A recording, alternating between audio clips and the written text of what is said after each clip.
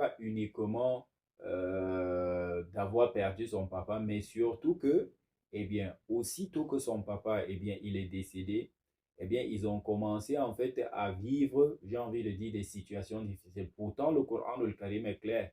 قُل لَا أَسْأَلُكُمْ عَلَيْهِ أَجْرًا إِلَّا الْمَوَدَّةَ فِي الْقُرْبَى.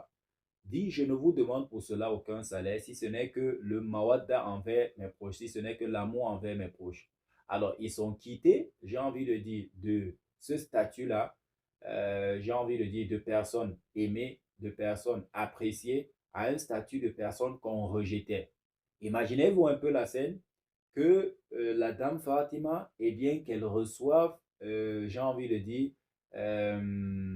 l'armée khalifale et qu'on menace en fait de brûler sa maison et qu'on défonce, j'ai envie de dire, sa porte. On est d'accord que c'est clair que les choses ont rapidement changé et les conséquences et les dégâts ont été immédiats. Donc, la dame Fatima avait l'habitude de quoi? De se lamenter et surtout de prononcer des paroles à caractère politique, c'est-à-dire dans l'opposition et dans la critique de ce que ces personnes-là ont fait. Donc du coup, socialement, eh bien, le Hizb sulta a œuvré de telle enseigne que eh bien, les paroles de la dame Fatima Zahra salamullahi alayha gênent et d'une certaine manière quoi, créent du mécontentement chez certains au point où l'imam Ali alayhi wassalam, a dû construire une forme de maisonnette que l'on a appelée quoi, Baytul Ahzan, c'est-à-dire que la dame Fatima avait l'habitude de se rendre là-bas, s'éloigner en fait des gens et aller en fait là-bas se lamenter, etc. et tout. À ce point-là, c'est-à-dire à ce point-là où elle était obligée, son mari était obligé de lui construire une maison, Baytul Ahzan, loin des gens, afin qu'elle puisse quoi? Afin qu'elle puisse se lamenter et pleurer son papa.